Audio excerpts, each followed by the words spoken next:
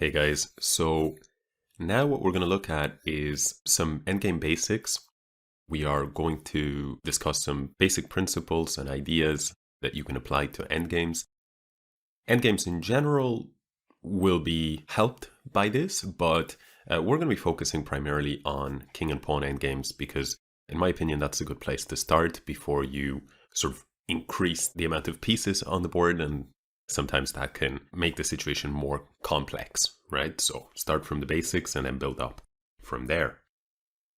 Okay, so the main points that we're going to touch upon are the importance of king activity in endgames, especially in pawn endgames and rook and pawn endgames, but in fact in all endgames it is relevant because one of the things about endgames is that in the absence of queens and in the absence of many pieces, mating nets and king safety are less of an issue, right? So the king suddenly becomes an active piece.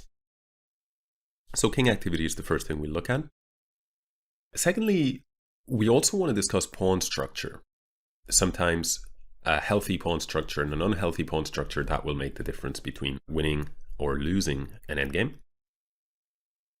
Of course, in an endgame, passed pawns are really crucial because very often king and pawn endgames in particular just become a race. Who can promote first will win. Finally, we'll touch upon Zugzwang and related to Zugzwang, opposition. These are concepts that every chess player should be familiar with, and it will help you to find the right move in many situations. Okay, so the first example is very basic, but it just should illustrate king activity. In this position, we still don't know whose move it is. In fact, we see that if it's white to move, he will simply play king to e5. His king is clearly much more active than his counterpart, and the plan is simply to move to d5, take the c5 pawn, and after that the b4 pawn will fall. There is nothing that black can do, and so this position is completely lost. However, if in this position, instead of it being white to play, it was black to play, then here black would play the move king to f6, preventing access to the e5 square for the white king. White could go king to e4, but black once again opposes the white king. And this is really very good for black because in this situation, the three squares d5, e5, and f5 standing in front of the white king are all being controlled by the black king. We'll touch upon this a little bit more later, but this is the importance of opposition. It's a situation where black is very happy that it's not his move. Most of the time in chess, we want it to be our move, but in this kind of a situation, we want the exact opposite. Because if black had to move in this position, the evaluation would once again flip, and it would go from being a draw. In this position, it's a clear draw because let's imagine that the white king goes to f4, black will simply go to f6, e4, e6, and there's no way for either side to make progress. However, if now we picture the situation with black to move, let's see what would happen. So now the problem is that if black goes to f6 with his king, then white will go to d5, and as we saw previously, will collect the pawns. Black should probably go to d6, this is the best try, but after king to f5, notice that the pawn and the king combine to push the black king back. And it doesn't really matter where the black king goes, he will eventually lose the ability to protect these pawns on c5 and b4.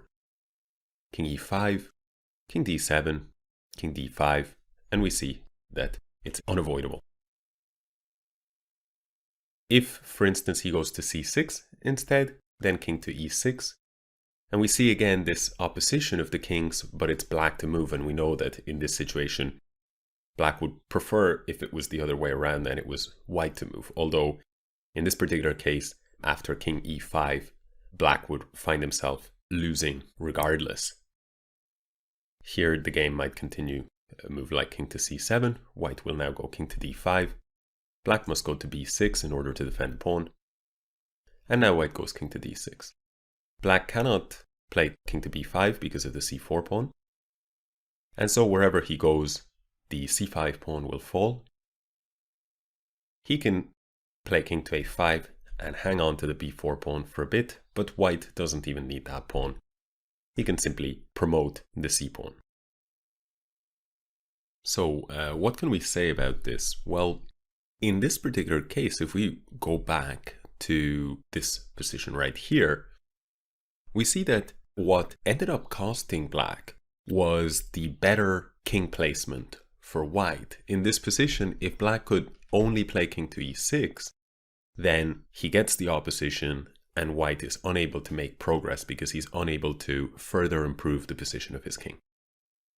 However, because in this position it was white to move, king to d5 collects the pawns. So besides opposition and Zugzwang, which are things we'll discuss again, the first point that I really want to stress is that king activity is often of critical importance in pawn endgames. And a mistake that many players make at the club level or lower is that they push pawns in an endgame before they make sure to activate the king, and that can prove very costly. Let's take a look at an example of that now.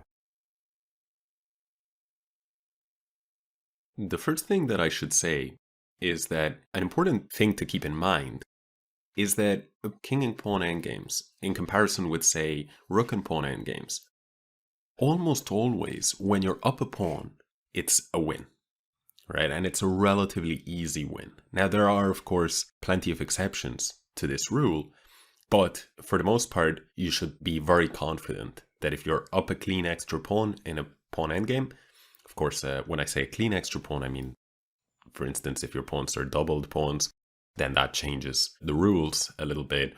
And if your pawns are A pawns or H pawns, then there are oftentimes many more drawing possibilities. But as a general rule, converting a one pawn advantage is not so tricky in king and pawn endgames. However, usually you have to activate your king first. And here white should simply play king to e2. And then after king to d3 or king to e3, he can sooner or later start advancing his extra pawn. One of the reasons why it's important and very wise to take your time is that black actually doesn't have so much counterplay, right? So usually in chess, when we rush, it might be because we're attacking the enemy king in a middle game and he's attacking us. So then we have to be in a hurry because it's a matter of, whose attack crashes through first. But here, all we need to prevent is black from coming over with the king and scooping up our pawns. So the right move would be king to e2. Now if king to e5, then king to e3. And everything is fine. We'll return to this position in a second, but let's imagine if white doesn't do that and instead carelessly advances his pawn. Now all of a sudden the position has gone from winning to equal, and it's probably more uncomfortable for white.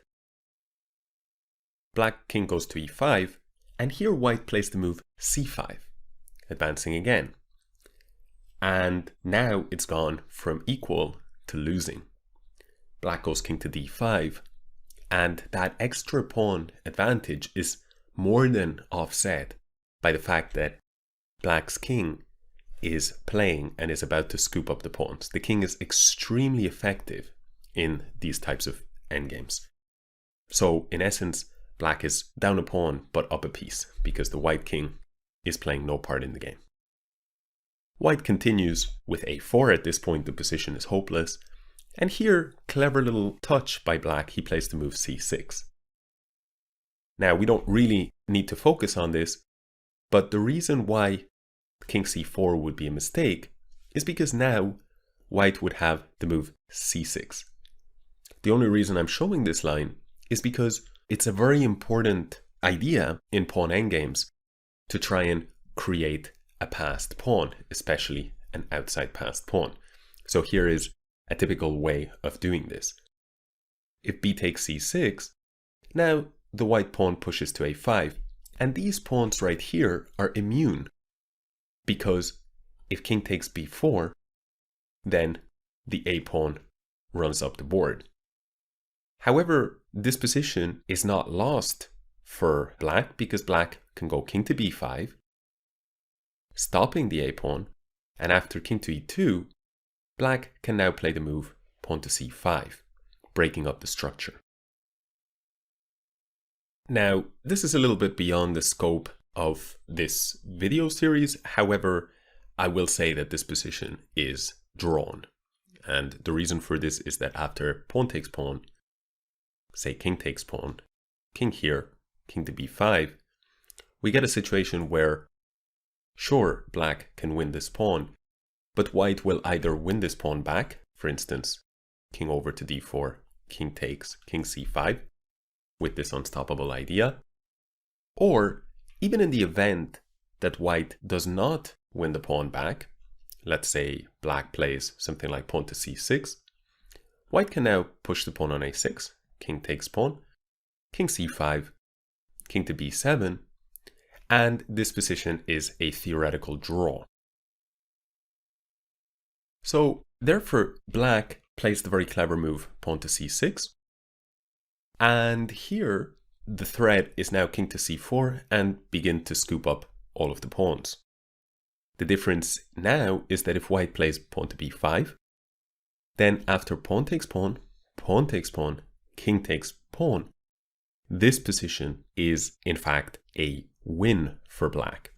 The simple explanation as to why that is because in this position, the black king is far more well placed relative to the white defending king.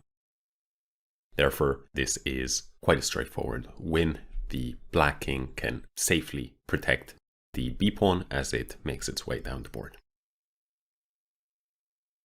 Okay, so we see how the lack of king activity and being impatient and pushing the pawns too soon can spell disaster even for the side that was winning in the beginning. Let's revisit the original position, and instead of this very bad move pawn to b4, let's see what happened in that line that began with the move king to e2. Activating the king, the black king goes to e5, and the white king goes to e3. Notice white is not really concerned, because what can black do? I mean, he can push these pawns, but that doesn't really achieve anything. I could just take, and then we have this situation where I have a 2-to-1 majority, and that is just as easy to win as a 3-to-2 majority, so perhaps even easier, so that is not a concern. If you move the king, well, you cannot move it forward, and you cannot even move it to the d5 square, so therefore the king will only go to a less active square, and that is good for us. So therefore, black doesn't really have many useful moves. Black went pawn to c5, white now carefully advanced, a3, king went to d6, and now white went king to f4. This may look like a little bit of a strange move. King to e4 was also winning. However, the idea behind king to f4 is that after king to e6, white can now begin with the move a4, king d6, a5, and after king e6, now he plays king e4. So he gets that opposition. We're seeing it once again. The king steps onto d6, and now king to f5, zigzagging to cut into the black position. Black cannot step here onto e5 or onto e6, and the c4 pawn prevents black from stepping onto d5. Therefore, black must play king to c7, white goes king to e5, and here black is going to be losing the pawn on c5.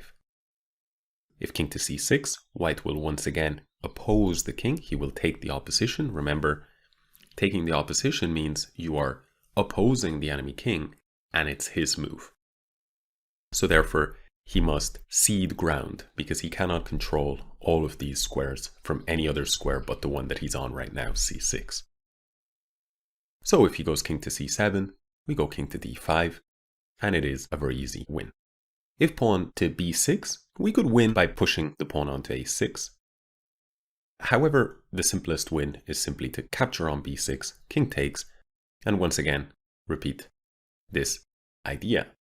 King to d6, black is prevented from guarding the pawn from b5, and therefore, wherever he goes, white will capture the pawn on c5. And this is an extremely straightforward win.